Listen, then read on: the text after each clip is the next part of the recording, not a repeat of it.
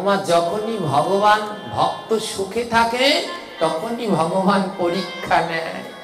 ছেলেটা পেয়ে দুঃখিনীর সুখ হলো, ভগবান বলছে দাঁড়া দেখি তো সন্তান পেয়ে আমায় ভুলে গেলি কিনা। বরুণ দেবকে ডেকে ভগবান বলল, বরুণ দেব বৃষ্টি দাও, এত বৃষ্টি দাও যেন সব ধুয়ে মুছে নিয়ে যায়। ওমা দুঃখিনী মা কিসের কোন জায়গায় ঠাঁই নিয়েছে বলুন তো? বট গাছের তলায় কি বৃষ্টি থামে? বৃষ্টি মানে শুরু হলো প্রচুর বৃষ্টি, প্রচুর বৃষ্টি, অজর ধারায় বৃষ্টি। একদিকে দুঃখিনীর কোলে তার সাধ্য জন্মানো সন্তান, অন্যদিকে বট গাছের তলায় রাখা গিরিধারীকে। সন্তান যদি কোলে জড়িয়ে ধরে তাহলে ভগবান ভিজে যায়, আর ভগবান যদি জড়িয়ে ধরে তাহলে সন্তান ভিজে যায়। ভগবান পরীক্ষা করে দেখছেন দুঃখিনীকে, দেখি তো তোমার কাছে কে আপন, আমি না সন্তান। বুঝতে পারলেন কেমন পরীক্ষা? ভগবান পরীক্ষা করে দেখছেন, দেখি দুঃখিনী তুমি কাকে নাও, আমাকে নাও না সন্তানকে নাও। অনেকক্ষণ ভেবে মা তো সন্তানের কথা বারবার মনে করছে, অনেকক্ষণ ভেবে বললেন না, এ সন্তান পুত্র পরিজন সব মায়া, আমি কিছুতেই আমার গোবিন্দকে ছাড়তে পারবো না। সাধ্য জন্মানো সন্তান মাটিতে রেখে গিরিধারীকে বুকের মাঝে জড়িয়ে ধরলেন। ভক্তের ভক্তি দেখে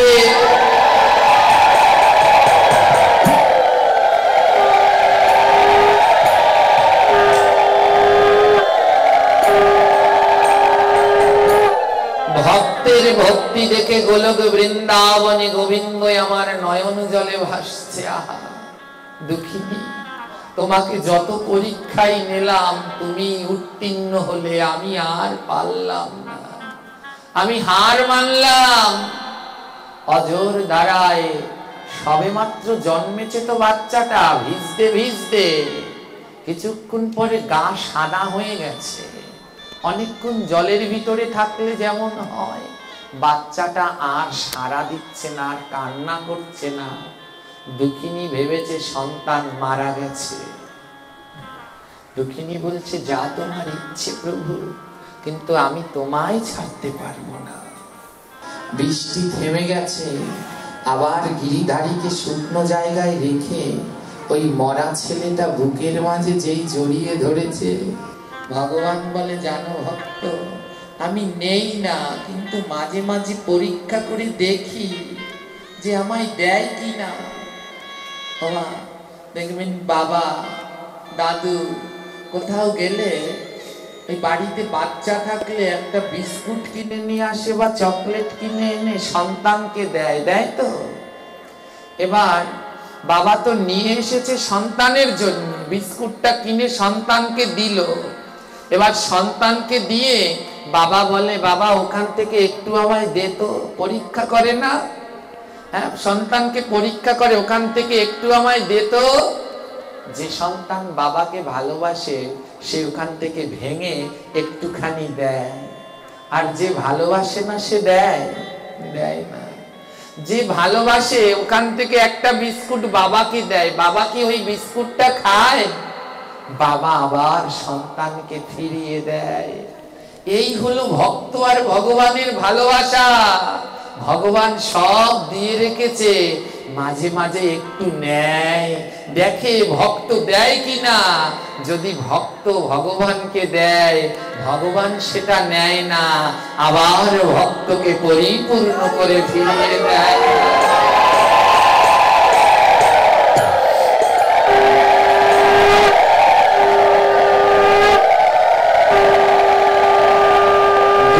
ভেবেছে আমার সন্তান বোধহয় ভগবান বলছে না আমি তোমার সন্তান নেব না। দেখলাম পরীক্ষা করে দেও কি না, যখন আমায় দিয়েছ আবার ফিরিয়ে দেব। যেই মৃত সন্তানটি বুকের মাঝে দুঃখিনী জড়িয়ে ধরলেন, আর ওই মায়ের গায়ের যেই উত্তাপটা পেল, সঙ্গে সঙ্গে বাচ্চাটা কান্না করে উঠল। ভগবান আবার প্রাণ ফিরিয়ে দিলেন। দুঃখিনী বলল, প্রভু সবই তোমার কৃপা, এই হলো অন্ধের যষ্টি, এই আমার 7 রাজার ধন। দুঃখিনী ছেলেকে চুমু কাটছে আর বলছে, তোর নাম রেখেছিলাম রাজকুমার, কিন্তু রাজকুমার কি করে হবি? যার যে জন্মেছে মাথার উপরে চাল নেই, যার মাথার উপরে চাল নেই, সে কি করে রাজকুমার হয়? সংস্কৃত ভাষায় চালকে বলা হয় চলন। বলে যার মাথার উপরে চলন নেই, মানে চাল নেই, সে কি করে রাজকুমার হয়? ছেলেটার নাম মা ঘুরিয়ে রাখলেন, আজ থেকে তোর নাম রাজকুমার নয়, আজ থেকে তোর নাম রাখলাম চলন কুমার। কি নাম রাখলেন? চলন কুমার। মা ছেলেটাকে ধীরে ধীরে মানুষ করতে লাগলেন। ওই বটতলায় ঝুপড়ি বেঁধে একদিকে গিরিধারী, আরেকদিকে সন্তান বনের লতা পাতা ফলমূল কুড়িয়ে জীবন যাপন করেন। ওই বনের ভিতরে ছিল এক মুনি ঋষিদের আশ্রম। ছেলে যখন বড় হচ্ছে, মুনি ঋষিদের আশ্রমে ছেলেকে পাঠিয়ে মা পড়াশুনো শিখাচ্ছে। বলে আমি এই বনের ভিতরে থাকি, হরিকথা ভাগবত কথা শুনতে পারি না, আমার ছেলেকে আমি পড়াশুনো শিখিয়ে ভাগবত পাঠ করাবো। বনে মুনি ঋষিদের কাছে ছেলেকে পড়াশুনো শিখাচ্ছে, আর ধীরে ধীরে চলন কুমার বাড়তে লেগেছে। এবারে ধীরে ধীরে চলন কুমার বাড়িতে লাগিল, দেখিতে দেখিতে তার 7ম বর্ষ হলো। জ্ঞান নীতি শাস্ত্র করে অধ্যয়ন, 7ম বর্ষে তা পরিপূর্ণ হন। প্রতি দেখি আহা মঙ্গল ভারী, কত গ্রন্থ অধ্যয়ন করে সারি সারি। 7 বছর বয়স হলো এখন চলন কুমারের, আর 7 বছর বয়সে জ্ঞান নীতি শাস্ত্র সম্পূর্ণ শিক্ষা অধ্যয়ন করা হয়ে গেল। এখন প্রতিদিন মাকে ভাগবত পাঠ করে শোনায়।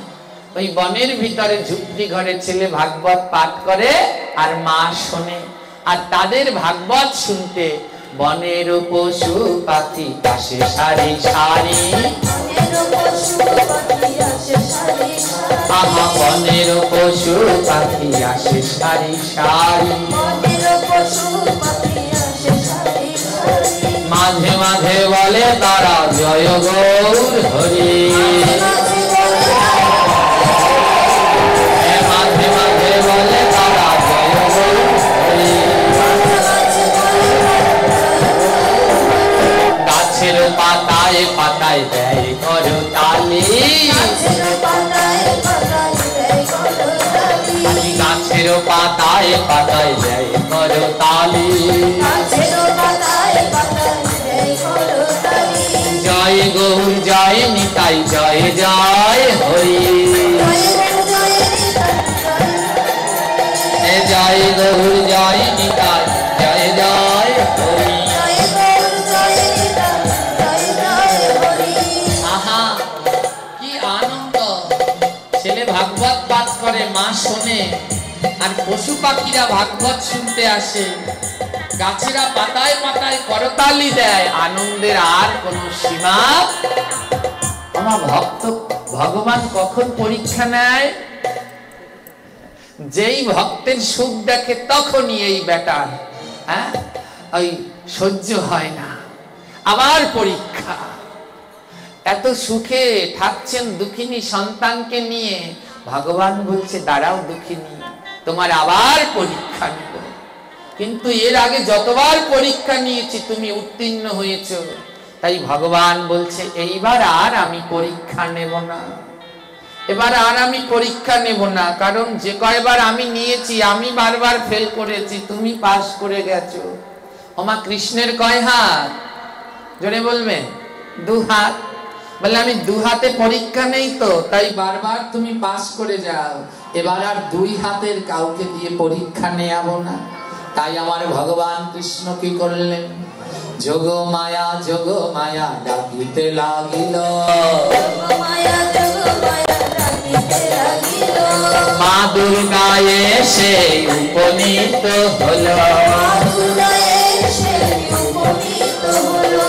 ভগবান ডাকলেন যোগমায়া, সঙ্গে সঙ্গে দশভুজা মা এসে উপস্থিত। দশভুজা মা গোবিন্দকে প্রণাম করছে। নম নম গোবিন্দ নম নম, যশোদার নন্দন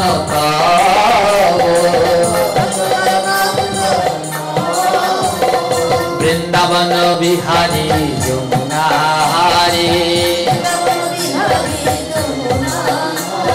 গিরিবর ধারী নটবর হরি। বলো প্রভু। মা দুর্গা বলছে বলো গোবিন্দ আমায় কেন স্মরণ করলে? ভগবান বলে দেখো ওই মত্ত ভূমিতে তাকিয়ে দেখো, ও হলো দুঃখিনী আর ও হলো তার সন্তান চলন কুমার। বারবার ওই দুঃখিনীকে পরীক্ষা নিয়েছি, কিন্তু একবারও আমি ওর সাথে পারিনি। হে দেবী দুর্গা, তাই এবার তুমি ওই দুঃখিনীকে পরীক্ষা নেবে, 10 হাত দিয়ে পরীক্ষা নেবে, দেখি ও তোমার পরীক্ষায় উত্তীর্ণ হতে পারে কিনা। হেনকালে মা দুর্গা কান পেতে শুনছে যে ছেলে কি ভাগবত পাঠ করছে। তো ছেলে মাকে বলছে শোনো মা, বৈষ্ণব সেবা বিনা নিস্তার পাইয়াছে কেবা, হে বৈষ্ণব সেবা বিনা নিস্তার পাইয়াছে কেবা। ছেলে মাকে বলছে মা, এ জগতে বৈষ্ণব সেবা ছাড়া কেউ নিস্তার পায় না। যদি নিস্তার পেতে চাও তাহলে অবশ্যই বৈষ্ণব সেবা। এ কথা শুনে মা দুঃখিনী হাউমাউ করে কান্না শুরু করছে। ছেলে বলছে মা কাঁদছো কেন? বলে দেখ খোকা, এত বছর হয়ে গেল কিন্তু আমাদের বৈষ্ণব সেবাই দেয়া হলো না। আজ বনের ভিতরে 7 বছর ধরে বাস করি, কিন্তু 7 বছরে আর বৈষ্ণব সেবা দেয়া হলো না। এদিকে মা দুর্গা বলছে এই তো সুযোগ, হ্যাঁ এরা যখন বৈষ্ণব সেবা দিতে চায় তাহলে এই সুযোগেই আমি পরীক্ষাটা নেব। তাই মা দুর্গা কি করলো? বলে বৈষ্ণব সাজিব, ভক্তের পরীক্ষা নিতে বৈষ্ণব সাজিব। এবার 10 হাত ছাড়ি মায়ে 2 হাত ধরিল। মা দুর্গার কয়টা হাত? 10টা হাত। 10টা হাত ছেড়ে দিয়ে মা দুর্গার 2 হাত ধরেছে। কয় হাত? মা দুর্গার 2 হাতে কি আছে? ত্রিশূল। 10 হাতে মা দুর্গার কয়টা অস্ত্র? হ্যাঁ 10টা অস্ত্র। হ্যাঁ এই যে যারা পাঠ শুনেছে তারা মনে রেখেছে, দুর্গা পুজো বছরে কবার হয়? কবার? একবার না, 3 বার। দুর্গা পুজো কবার হয়? 3 বার। চৈত্র মাসে বাসন্তী পুজো, কার্তিক মাসে কাত্যায়নী পুজো, আর আশ্বিন মাসে শারদীয়। প্রত্যেক দুর্গা দেখেছেন এই 3টা দুর্গা পুজো কেউ দেখেছেন? কাত্যায়নী, বাসন্তী আর শারদা, এই 3টা দুর্গা পুজো দেখেছেন? এই 3টা দুর্গারই 10টা করে হাত, কিন্তু পার্থক্য হলো অস্ত্রে। হ্যাঁ যেইটা চৈত্র মাসে যেই দুর্গার পুজো হয় ওর হাতে 10টা অস্ত্র আছে, আশ্বিন মাসে যেই দুর্গার পুজো হয় ওর হাতে 8টা অস্ত্র, আর কার্তিক মাসে যেই দুর্গার পুজো হয় ওর হাতে 6টা অস্ত্র, দুটো দুটো করে কমে গেছে। এই 3 পূজায় দর্শন করতে হয়, একটা সাত্ত্বিক, একটা রাজসিক, একটা তামসিক। তামসিকটা হলো চৈত্র মাসে, রাজসিকটা হলো আশ্বিন মাসে।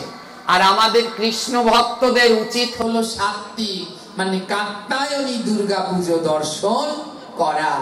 যেই কাত্যায়নী পূজা করেছিলেন ব্রজ গোপীরা, এই কাত্যায়নীর পূজা করে এই ব্রজ গোপীরা গোবিন্দকে লাভ করেছিলেন। তো ওই দিকে আর যাচ্ছি না। মা দুর্গা 10 হাত ছেড়ে দিয়ে 2 হাত নিয়েছে। 2 হাতে কয়টা অস্ত্র? একটা। কি অস্ত্র? ত্রিশূল। এবার ত্রিশূল নিয়ে কি আর ভক্তকে পরীক্ষা করতে যাওয়া যায়? এবার মা দুর্গা কি করলেন জানেন? এবার ত্রিশূল ছাড়িয়া দিয়া জপের মালা নিল, আবার ত্রিনয়ন ছাড়ি দিয়া তিলক পরিল,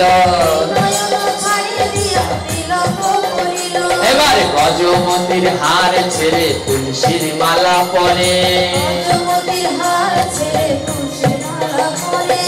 উত্তরি জড়াইয়া মায়ে বৈষ্ণবের রূপ ধরে। আহা, হাতে নিয়েছে কি? জপের। কপালে তার কয়টা চোখ? এবার 3 চোখ বাদ দিয়ে মা কি করেছে? টানা করে তিলক করেছে। আর কত হার সোনা গয়না ছেড়ে দিয়ে গলায় তুলসীর মালা পরেছে, আর গায়ে সুন্দর উত্তরীয় পরেছে। এবার বৈষ্ণব সেজে মহাদেবের কাছে গেছে। আমার মহাদেবকে, সেও পরম বৈষ্ণব। নিম্নগানম যথা গঙ্গা দেবানাম অচ্যুতা যথা, বৈষ্ণবানাম যথা শম্ভ পুরাণানাম হৃদম তথা। বলে বৈষ্ণবদের ভিতরে শ্রেষ্ঠ হলো বৈষ্ণবানাম যথা শম্ভু, মহাদেব। এবার মহাদেবের কাছে গেছে। মহাদেব বলছে, হে দেবী, তোমার একই অপূর্ব রূপ। মহাদেব কি করলো? একখানা দর্পণ এনে মা দুর্গার সামনে ধরলো। দেখো তো তোমাকে কেমন সুন্দর লাগছে, দেখো। সারাদিন ওই অস্ত্র শস্ত্র নিয়ে থাকো, আজ জপের মালা ধরেছো, দেখো কেমন লাগছে। সারাদিন কি মোটা মোটা হাতটার পরও আজ তুলসীর মালা পরেছো, দেখো তোমায় কেমন লাগছে। মা দুর্গা যখন আয়নার দিকে তাকিয়েছে, মা দুর্গা বলছে, আহা, এত সুন্দর আমি কবে বা হলেন, এত সুন্দর হ্যাঁ, এত সুন্দর আমি কবে বা হলেন।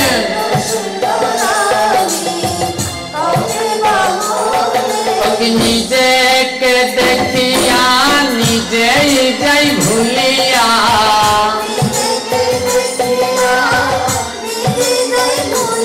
আমি নিজেকে দেখিয়া নিজেই যাই ভুলিয়া।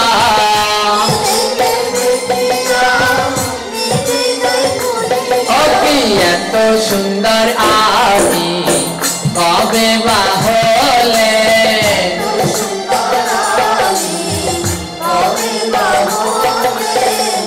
মা দুর্গা বলছে, আমি এত সুন্দর সে তো জানতাম না। মহাজন এখানে কলম দিয়ে বলছেন, দুর্গা শুধু মা একা না, আপনারা সব নারী জাতিই দুর্গার স্বরূপ। তাই আপনারাও সুন্দর হতে পারে যদি গলায় তুলসীর মালা পরেন, যদি ডানা করে তিলক পরেন, হাতে জপের মালা ধারণ করেন, অঙ্গে উত্তরীয় পরেন, তাহলে আপনারাও সবাই সুন্দর হতে পারে। তাই এই দেহটাকে সাজান গোবিন্দ সেবার জন্য। গলায় মালা পরুন, তিলক করুন, প্রতিদিন সবাই মালা জপ করুন, তাহলে দেখতে পারবেন আপনি কত সুন্দর। যদি সুন্দর না হও, শ্যাম সুন্দর পাবে না গো, সুন্দর না হও।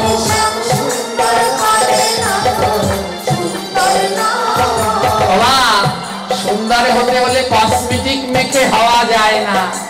শ্যাম সুন্দরকে পেতে হলে তোমায় সুন্দর হতে হবে তিলক মালা পরে, তাহলেই তুমি পারো সুন্দর হতে।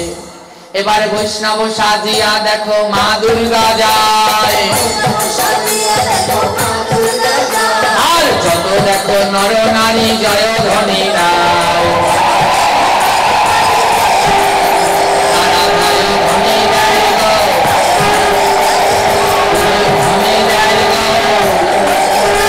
আবার বল হরি বল হরি বলে শঙ্খ ধ্বনি দেয় গো,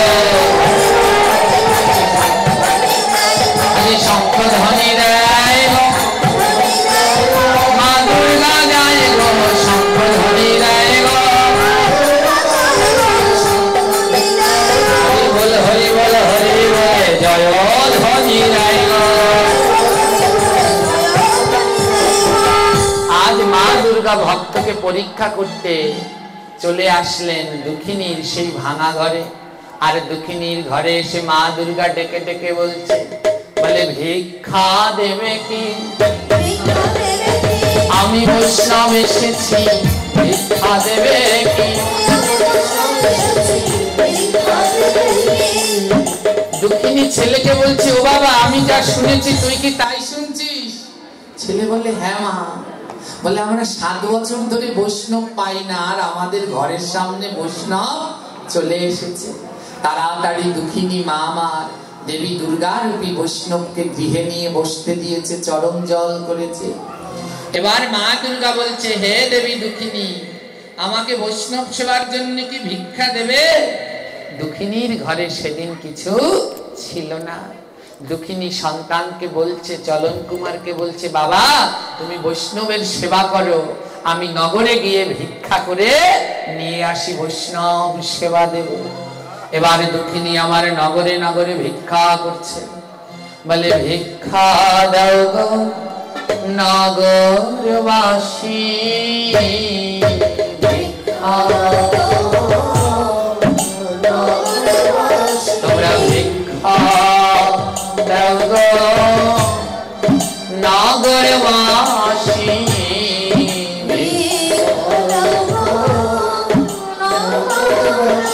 বলে, ঘরে বৈষ্ণব আছে বসি, ঘরে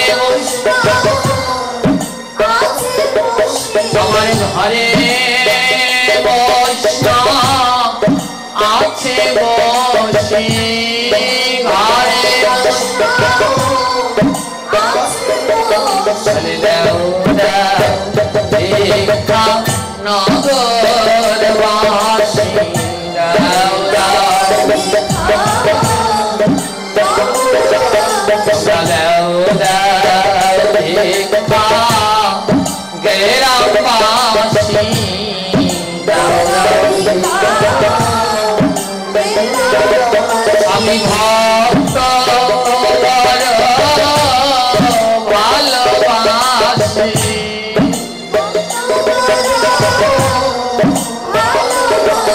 আমি ভক্ত বড় ভালোবাসি।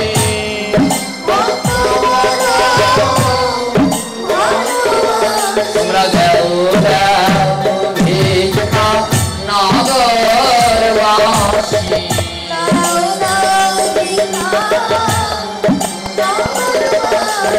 আজ দুঃখিনী মা আমার নগরে নগরে ভিক্ষা করে এবার মা দুর্গা রূপী বৈষ্ণবের কাছে এনে দিল, নেও বৈষ্ণব, এই যে আমি ভিক্ষা করে এনেছি, এবারে দিয়ে তুমি সেবা করো। মা দুর্গা রূপী বৈষ্ণব বললেন, আমি এই ভিক্ষা নেই না, আমি এই ভিক্ষা নেই না, প্রিয় জিনিস না দিয়ে এই ভিক্ষা নেই না।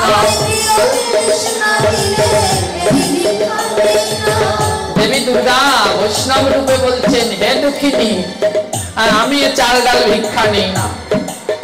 বলে, কি নেবে? বলে, তোমার সব থেকে প্রিয় জিনিস আমাকে ভিক্ষা দাও। দুঃখিনী মনে মনে ভাবলেন, আমার স্বামীর একটা চিহ্ন আছে নাক ফুল, ওটা আমি কাউকে দেখাই না, যত্ন করে রেখে দিয়েছি, ওইটা আমার প্রিয় জিনিস তো ওটা দিয়ে দেই। দুঃখিনী কি করলেন, স্বামীর শেষ চিহ্ন নাকফুলটা এনে দেবী দুর্গার হাতে দিলেন, নাও দেবী, এই যে আমার প্রিয় জিনিস। মা দুর্গা বললেন, আমি এই ভিক্ষাও নেই না, প্রাণ প্রিয় না হইলে এই ভিক্ষাও নেই না।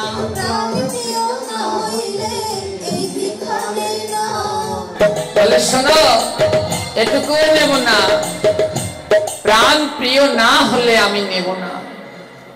দুঃখিনী বলছে, আমি তো কিছু বুঝতে পারছি না। হেন কালে দুঃখিনীর সন্তান চলন কুমার এসে বলছে, ও মা, আমি যদি তোমাকে ছেড়ে চিরদিনের মতো চলে যাই তোমার কেমন লাগবে? মা বলছে, তুই আমার প্রাণের থেকেও প্রিয়, তুই যদি চলে যাস আমার বড় কষ্ট লাগবে। ছেলে বলছে, এখনো কি বোঝো নাই, ওই বৈষ্ণবী কি চায়, এখনো কি বোঝো নাই। মা, প্রত্যেক মায়ের সব থেকে প্রিয় কি? জোরে বলবেন, সন্তান। প্রত্যেক নারীর, প্রত্যেক মায়ের সব থেকে প্রিয় বস্তু হলো সন্তান। কোন নারীকে যদি বলে তোমার স্বামী চাই না সন্তান চাই, নারী তখন স্বামীকেও ভুলে গিয়ে বলছে আমার সন্তান চাই। হ্যাঁ, প্রত্যেক নারীর জীবনে সব থেকে দামি হলো তার সন্তান। মা দুর্গা বললেন, হে দেবী, তুমি তোমার ওই একমাত্র সন্তান চলন কুমারকে বৈষ্ণব সেবায় ভিক্ষা দাও। পরম দুঃখিনী বলল, হে প্রভু, আবার তোমার পরীক্ষা শুরু হলো। আমার তো আর কেউ নাই জগতে, আমার একটা মাত্র সন্তান ছাড়া আমি কি করে আমার সন্তানকে ভিক্ষা দেব? দুঃখিনী বৈষ্ণবীকে বললেন, বৈষ্ণবী, আমি আমার একমাত্র সন্তান ভিক্ষা দিতে পারবো না। ছোট্ট ছেলে মায়ের কাছে গিয়ে বলছে, ও মা, এমন এমন দুর্লভ সুযোগ তুমি নষ্ট করো না। তোমার জীবনে কত কষ্ট এসেছে, কিন্তু তুমি কোনোদিন গোবিন্দের চরণ ছাড়া হওনি। ও মা, তোমার জীবন ধন্য হবে যদি তুমি আমাকে বৈষ্ণবের সেবায় ভিক্ষা দাও। ও মা, আমাকে বৈষ্ণব সেবায় ভিক্ষা দিয়ে দাও না মা, দিয়ে দাও, আমি যেন বৈষ্ণবের সেবায় লাগতে পারি। দুঃখিনী মনে মনে বলছে, ঠিকই তো, এই সন্তানের মায়া করে তো আমার লাভ নেই। আমার সন্তান যদি বৈষ্ণবের সেবায় লাগে তবে আমার জীবন কানা ধন্য।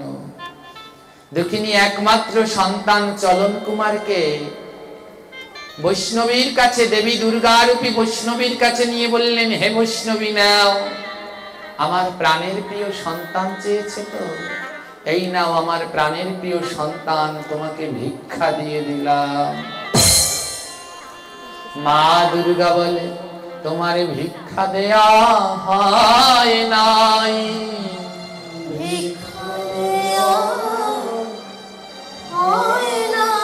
তুমি মায়া ত্যাগ করো নাই, ভিক্ষা দেয়া হয় নাই।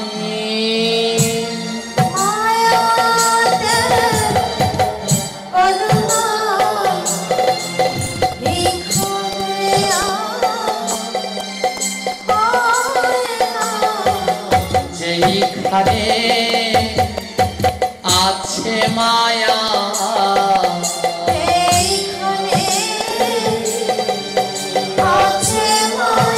বলে সেথায় ঘোর অন্ধকার, যেইখানে আছে মায়া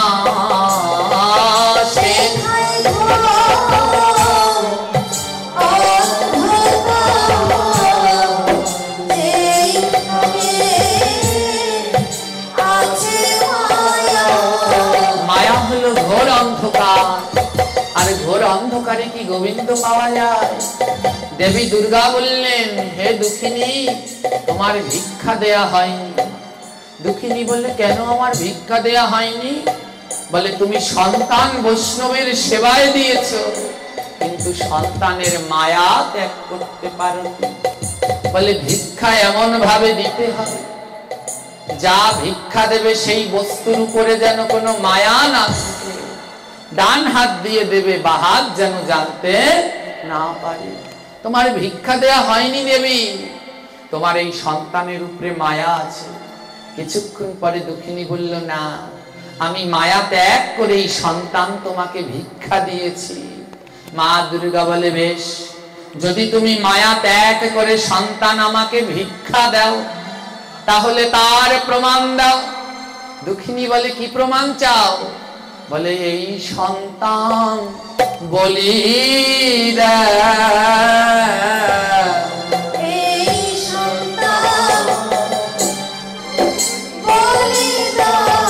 বলে দাও দাও ভক্ত প্রমাণ দাও, এই সন্তান বলি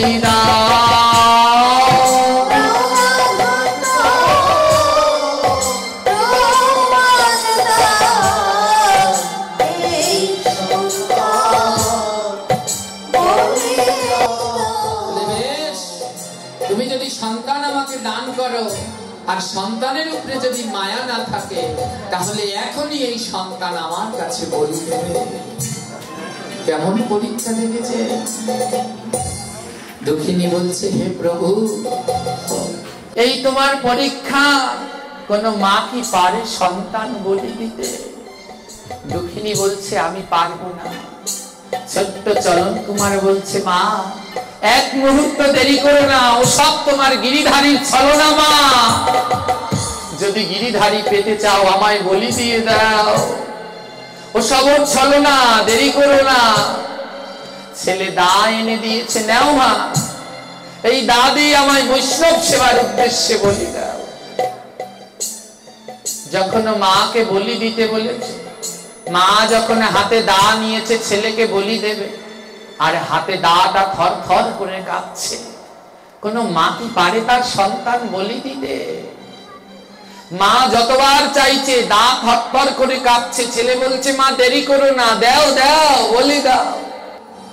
মা বলছে, আমি পারবো না। ছেলে বলছে, কেন? বলে, তোর মুখের দিকে যখন তাকাই তখন হাত আর নিচে নামে না। কেমন করে আমি আমার প্রাণের সন্তানকে বলি দেই? আমি পারবো না। ছেলে চলন কুমার বলছে, মা, তাহলে একটা কাজ করো, তোমার ওই পরনের বিধবা তো, ওই সাদা শাড়ি এনে আমাকে ঢেকে দাও, তাহলে আমার আর মুখ দেখতে পারবে না, তাহলে ঠিক বলি দিতে পারবে। মা কি করলো জানেন? তার পরনের সেই সাদা কাপড় এনে চলন কুমারের গায়ে বিছিয়ে দিলেন, ছেলেকে ঢেকে দিলেন। বলে, এবার আর তোমার সমস্যা হবে না, এবার তুমি বলি দাও। ছেলের সারা গায়ে সাদা শাড়ির আঁচল বিছিয়ে মা এখন যখন বলি দিতে যাবে, তখনই দেবী দুর্গা ডেকে বলছে, দাঁড়াও দুঃখিনী, এই ছেলেকে বলি দেবে, কিন্তু আমি বৈষ্ণব, আমি রক্ত পছন্দ করি না। ছেলে কাটবে, কিন্তু এক ফোঁটা রক্ত যেন মাটিতে। দুঃখিনী বলছে, ও ভগবান, তোমার ভান্ডে কি আর কোনো পরীক্ষার অভাব আছে? মানুষ কাটবে, তা আবার রক্ত পড়বে না, এই কখনো হয়? মা দুর্গা বলছে, তোমার ওই বলি আমি তখনই গ্রহণ করব যদি পুত্র কাটো কিন্তু রক্ত না পড়ে। তখন দুঃখিনী, জনম দুঃখিনী ভগবানকে বলছে, হে প্রভু, আমি যদি সত্যি হই, যদি সেবায় থাকে মন, আমার পুত্র ফলে পরিণত হয়ে যেন এখন। মানে আমি যদি সত্যি হই, পবিত্র হই, আমার সন্তান যেন ফল হয়ে যায়, আর ফল কাটলে কোনোদিনই রক্ত পড়বে না। সতী নারীর মুখের কথা বৃথা নাহি যায়, একমাত্র পুত্র তার ফল হয়ে যায়। চলন কুমার নাম তার হইল যে ফল চাল কুমড়া বলে আজ প্রকাশ হইল তার।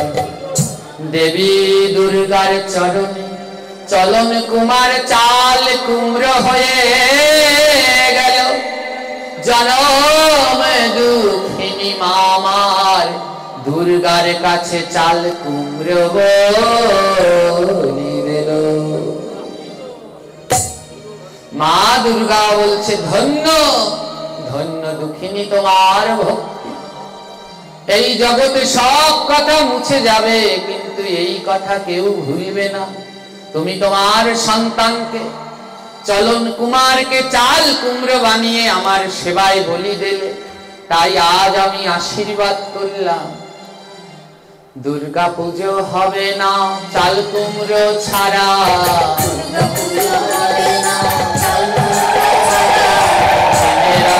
ভক্তবৃন্দ তোমরা আছো,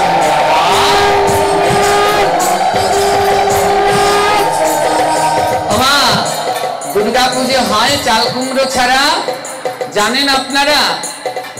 হ্যাঁ, ওই পশু বলি দেওয়ার নিয়ম নেই, চাল কুমড়ো শশা আখ দেওয়ার নিয়ম আছে।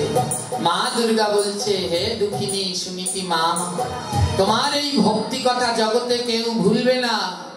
যখনই দুর্গা দেবীর পূজা যে হইবে, সবার আগে চাল কুমড়ো অবশ্য লাগিবে। মা দুর্গার পুজো দিতে হলে ভ্যাট দিতে হয়, জানেন? কেউ দিয়েছে? আর ভ্যাট দিতে হলে তার মধ্যে কি কি লাগে? নারকেল, শশা, আখ। প্রধান উপকরণ হলো চাল কুমড়ো। প্রধান উপকরণ কি? মা দুর্গা বলল, যাও আজ থেকে এই চাল কুমড়ো ছাড়া কোনোদিন দুর্গা পুজো হবে না। হে সুনীতি, তুমি তোমার ভক্তির পরম চরম শিখরে উত্তীর্ণ হয়েছ, এ জগতে তোমার কথা কেউ ভুলবে না। সুনীতি বললেন, হে দেবী, তবে তোমার কাছে আমার একটা প্রার্থনা আছে। বলে, কি প্রার্থনা? বলে, ভক্তকে পরীক্ষা নেও নেও, কিন্তু কোনো মাকে দিয়ে যেন আর নিজের সন্তানকে কাটিও না।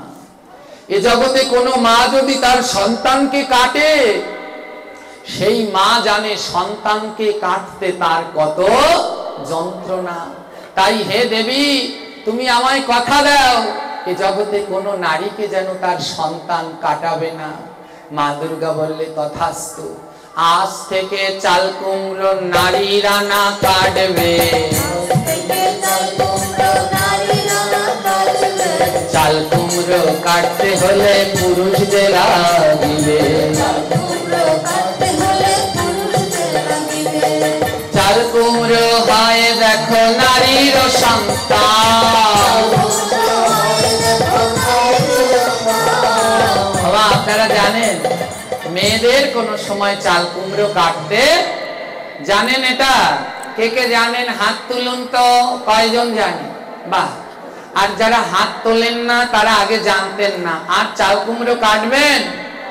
নারীরা যদি কবু চাল কুমড়ো কাটে, সেই দাগ গিয়ে সন্তানে পরে বটে। যদি চাল কুমড়োর গায়ে নারীরা আঘাত করে, সেই দাগ গিয়ে লাগে কার গায়ে? সন্তানের গায়ে। তাই বাড়িতে চাল কুমড়ো আনলে প্রথমে পুরুষদেরকে দিয়ে একটুখানি কাটিয়ে নিতে হয়, তারপরে মায়েদের চাল কুমড়ো কাটতে হয়। কিন্তু দুঃখের বিষয়, ওই আগিলা দিনের মায়েরা যেটুকু জানতো এখন আর জানেই না, সব ভুলে গেছে। তাই চাল কুমড়ো কোনো সময় আপনারা কাটবেন না, আগে পুরুষদেরকে দিয়ে একটু কাটিয়ে তারপরে মায়েরা কাটবেন। চাল কুমড়ো হলো সন্তান সম। সেই দুঃখিনীর সন্তান থেকেই সৃষ্টি হয়েছিল চাল কুমড়োর।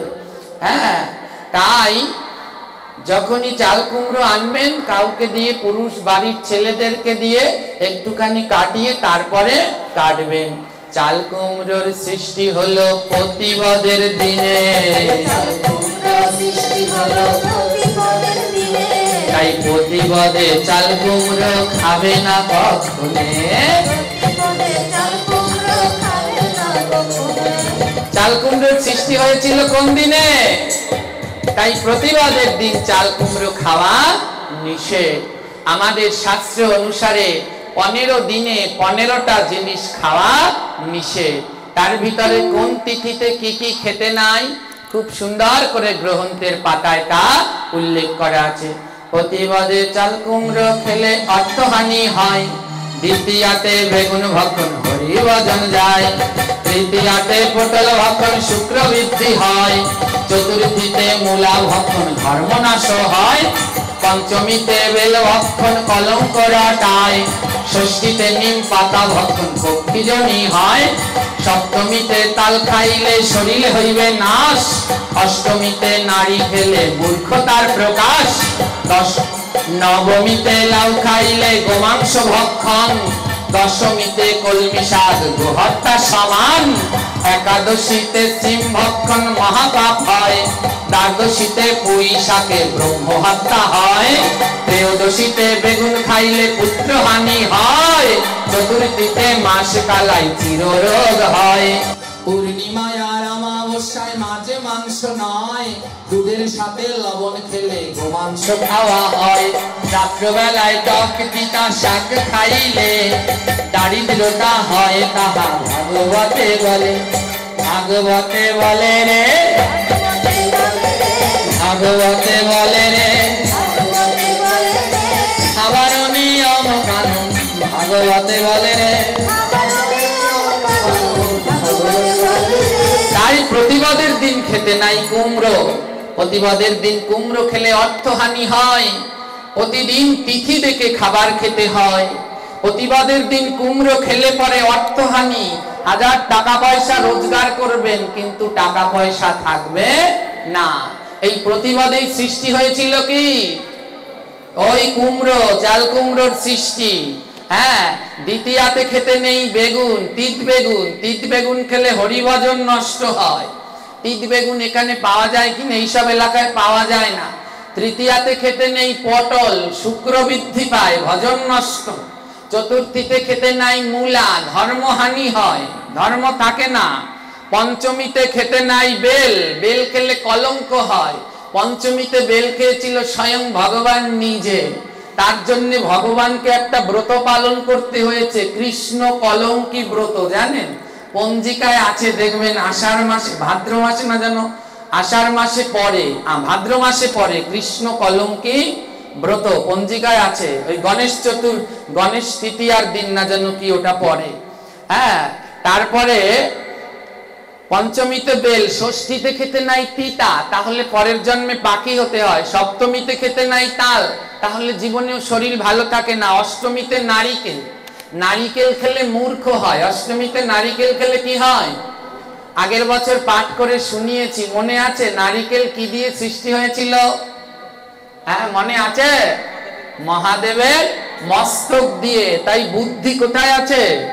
মস্তকে। তাই অষ্টমীর দিন নারিকেলের সৃষ্টি। তাই অষ্টমীর দিন নারিকেল খেলে বুদ্ধি হয় না, হ্যাঁ, স্মৃতিশক্তি কমে যায়। বাচ্চাদের অষ্টমীর দিন নারিকেল খাওয়ালে ওরা পড়াশুনোয় ভালো হয় না। তারপরে নবমীতে খেতে নাই লাউ, নবমীতে লাউ খেলে গোমাংস খাওয়া হয়। হ্যাঁ, এই যে অনেক মন্দিরে গিয়ে দেখি নবমীর দিনও লাউ রান্না করে ভগবানকে দিচ্ছে। এর জন্য বলি আমি বারে বার, বিধি যে মানে না ব্যাধি তাকে ছাড়ে না। খাবার খাওয়ারও আমাদের ধর্মে বিধান আছে। একাদশীতে খেতে নাই, দশমীতে খেতে নাই কলমি শাক, গোহত্যা হয়। কলমি শাক যারা শুদ্ধ ভক্ত তাদের 4টি শাক খেতে নাই, লাল শাক, পুঁই শাক, কলমি শাক আর চাল কুমড়ো শাক। এই চাল কুমড়ো শাক হলো সেই জনম দুঃখিনী মা, তাই তাদের চাল কুমড়ো শাক খেতে নেই। হ্যাঁ, তাই যারা খান অন্তত দশমীর দিন কলমি শাক খাবেন না। একাদশীর দিন সিম খেলে যতদিন চন্দ্র সূর্য আছে নরকে থাকবেন। দ্বাদশীর দিন পুঁই শাক খেলে ব্রহ্ম হত্যার পাপ হয়। ভক্তদের এমনিতেই পুঁই শাক খেতে নাই, যদিও কেউ খায় তাহলে দ্বাদশীর দিন উচিত নয়। ত্রয়োদশীর দিন বেগুন, এটা মন দিয়ে শুনবেন। ত্রয়োদশীর দিন বেগুন খেলে সন্তানের মরামুখ দেখতে হয়। তাই খুব সাবধান, যারা একাদশী ব্রত পালন করেন, দ্বাদশী সংযুক্ত একাদশী পরের দিনই পরে ত্রয়োদশী, ওই দিনকে মনের ভুলেও বেগুন খাবেন না। চতুর্দশীতে খেতে নেই মাসকালাই, অমাবস্যা পূর্ণিমায় খেতে নাই মাছ মাংস। হ্যাঁ, মাছ মাংস খাওয়া পাপ, কিন্তু যারা খায় অন্তত একটু একটু জিভটাকে লোভ সামলে খেতে হয়। অমাবস্যা পূর্ণিমা একাদশীর আগের দিন, পরের দিন, গুরুবার, এইগুলোই অন্তত খেও না, তাহলে জমের দান্ডি একটাও বাদ যাবে না। হ্যাঁ, দুধের সাথে লবণ খেলে গোমাংস খাওয়া হয়। এখনো বিভিন্ন এলাকায়, এই এলাকাগুলোতে আমি অনেক যতটুকু জায়গায় গিয়েছি, এখনো দুধের সাথে লবণ দিয়ে খায়, পিঠার মধ্যে লবণ দেয়, পায়েসে লবণ দেয়, ওগুলো গোমাংস খাওয়া হয়। এছাড়া রাত্রবেলায় টক তিতা শাক খেলে কোনো সময় দারিদ্রতা পিছন ছাড়ে না। এইগুলো লেখা আছে আমাদের হরিভক্তি বিলাসে, বিভিন্ন পুরাণে এইগুলো দেয়া আছে। এছাড়া যেই যেই জিনিসগুলো গোবিন্দ সেবায় লাগে না, সিদ্ধ চাল, গাজর, বিটকপি, লাল শাক, ডুমুর, কলমি শাক, সাদা বেগুন, পুঁই শাক, জালি শাক মানে কুমড়ো, মানে চাল কুমড়ো শাক, কুশি বা চিচিঙ্গা, কুশি চিচিঙ্গা চেনেন, যাকে আমাদের বরিশালে বলে রেখা, রেখা রেখা চেনেন তো, ওর আরেকটা নাম কুশি বা চিচিঙ্গা। এগুলো গোবিন্দ সেবায় লাগে না। তাই প্রত্যেকের উচিত ঘরের ভিতরে একটা করে ব্রত তালিকা বা পঞ্জিকা রাখা। যদি ব্রত তালিকা বা পঞ্জিকা থাকে, আমি যেই কথাগুলো বলেছি দেখবেন ওগুলো ওই পঞ্জিকায় লেখা আছে। কারো বাড়িতে পঞ্জিকা থাকলে দেখবেন এগুলো সব লেখা আছে। প্রতিদিন খাবার খাওয়ার আগে একটাবার দেখে নিতে হয় আজকে কোন সবজিটা নিষেধ। যেই যেই সবজি বলেছি এগুলো কি 12 মাস পাওয়া যায়? তাল, বেল, তিত বেগুন, নিম পাতা পাওয়া যায় 12 মাস। কয়েকটা সবজি 12 মাস পাওয়া যায়, একটু দেখে খেলে এই মহা মহা বিপদের হাত থেকে রেহাই পাওয়া যায়। তাই প্রত্যেক পরিবারে একটা করে শুদ্ধ ব্রত তালিকা রাখবে, যেখানে এইগুলো সব দেয়া আছে, কোন কোন দিন কোন কোন ব্রত। একাদশী আসলে গন্ডগোল শুরু হয়ে যায়। যারা গোস্বামী মতে দীক্ষিত, কোন মতে? গোস্বামী মত বোঝেন? গোস্বামী মত কি আমাদের পঞ্জিকায় লেখা থাকে না? গোস্বামী মতে পরাহে আমাদের 6 জন গোসাই আছে। এই 6 গোসাইয়ের মত অবলম্বন করে যারা জীবন যাপন করে, সেই মতকেই বলা হয় গোস্বামী মত। এই গোস্বামী মত যিনি প্রচলন করেন তিনি হলেন রঘুনাথ গোস্বামী। বৃন্দাবন থেকে এই রঘুনাথ গোস্বামীর নাম অনুসারে রাধাকুণ্ড থেকে একটি গাদ্দি প্রকাশিত হয়, যার নাম রঘুনাথের গাদ্দি। তার ভিতরে সমস্ত ব্রত শুদ্ধ সুনিপুণ ভাবে পুঙ্খানুপুঙ্খানু ভাবে টাইম নির্দেশনা করে দেয়া হয়। একেবারে রাধাকুণ্ডের মহন্তগণ সেই সিদ্ধান্ত নিয়ে এই রঘুনাথ গাদ্দি প্রকাশ করে। আর বাংলাদেশ থেকে সেই গাদ্দি বৃন্দাবন থেকে এনে বাংলাদেশে ওর সাথে আধা ঘন্টা টাইম যুক্ত করে তারপরে বাংলাদেশে আবার সেই ব্রত তালিকা প্রচার করা হয়। এই ব্রত তালিকার ভিতরে কোন সবজি কি কি খেতে নাই, ব্রত করে, একাদশী করে, পারণ করে না, পারণের মন্ত্র জানে না, বিভিন্ন উপবাস করেন, পারণের মন্ত্র জানেন না। এই ব্রতের প্রত্যেক পাতায় পাতায় পারণের মন্ত্র, উপবাসের মন্ত্র দেয়া আছে। অনেকে দামোদর মাস পালন করেন, রাধা দামোদরকে দীপ দেন না। এ হলো রাধা দামোদর। দামোদর মাসে একে দীপ না দিলে ওর দামোদর মাস পালন করেও কোনো লাভ হয় না। তাই দামোদর মাসে রাধা দামোদরের চিত্রপট দেয়া আছে। দামোদর মাসে রাধা দামোদরকে দীপ দান করবেন। এখানে 4 পাতায়, এটা হলো যোগপীঠ পঞ্চতত্ত্ব, এর একটা আলাদা মাহাত্ম্য আছে। এমনি পঞ্চতত্ত্ব আর এই পঞ্চতত্ত্ব কি এক? বলতে পারেন এখানে কি পার্থক্য আছে? এখানে অদ্বৈত প্রভুর কোনো দাড়ি মোছ নেই। ভগবানের কতগুলো লক্ষণ আছে। কলিযুগে তো অনেককে ভগবান বলে। ভগবানের যতগুলো লক্ষণ তার ভিতরে একটা হলো ভগবানের দাড়ি গোপ জ্বালাবে। তাই এখানে যোগপীঠ স্বরূপে অদ্বৈত প্রভুর কোনো দাড়ি গোপ নেই। এখানে অদ্বৈতর গদাধরের সেবা তাম্বুল, সে তাম্বুল বানিয়ে মহাপ্রভুর মুখে তুলে দিচ্ছেন। এই যোগপীঠ স্বরূপ পঞ্চতত্ত্ব। তো আপনাদের সব সময় এই খাবারগুলো করবার আগে, ভগবানকে ভোগ দেওয়ার আগে, বাড়িতে রান্না করবার আগে এই ব্রত তালিকা বা বাড়িতে পঞ্জিকা থাকলে ওটা খুলে দেখে নেবেন কোন দিন কোন খাবারটা খেতে নেই, তাহলে কিন্তু এড়ানো যায়। ওমা, এই চাল কুমড়ো কোন তিথিতে খেতে নাই? কুমড়ো, চাল কুমড়ো কোনোটাই না। কোন তিথিতে? প্রতিপদে। কোন তিথিতে খাবেন না? প্রতিপদে। এই কথা কি মিথ্যে?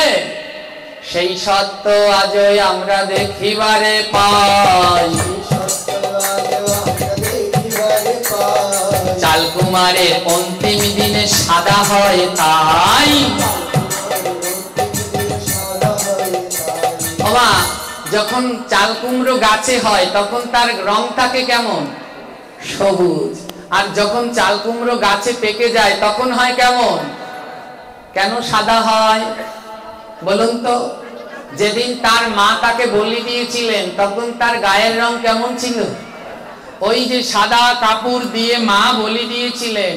তাই আজও চাল কুমড়ো অন্তিম দিনে যখন গাছে পেকে যায় তখন চাল কুমড়ো সম্পূর্ণ ওই সাদা শাড়ির আঁচল জড়িয়ে নেয়। এইভাবে জগতে এই চাল কুমড়োর সৃষ্টি হলো। তো জয়নি তাই এইখানেতে বেশি কথা বলবো না, বলবো না। এবার ছেড়ে দিয়ে যাব আমার কাটব আলোচনা। এবারে ভক্ত আর ভগবানের মিলন হইল।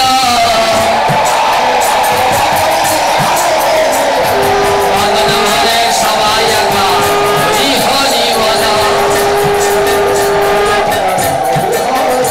হরি বল, হরি বল, হরি বল, হরি বল, হরি বল, হরি